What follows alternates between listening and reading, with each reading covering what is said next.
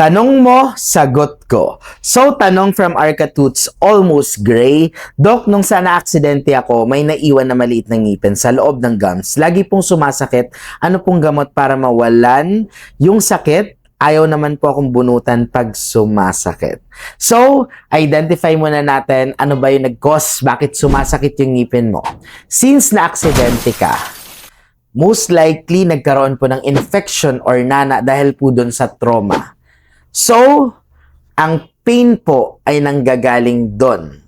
So, once po na may nana or infection, pwede kayo mag-pain reliever para mawala lang po ang sakit or yung pain.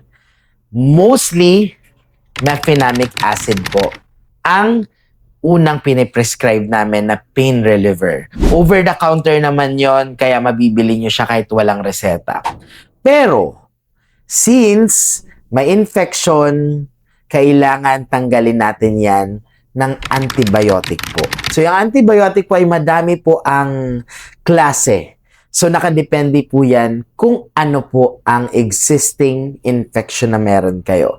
That's why it's very important to us na hindi magbanggit ng antibiotic dito sa aming social media kasi nakadepende yan sa interview sa patient.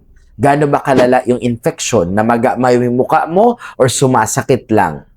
So, doon namin maibibigay yung right antibiotic for your problem.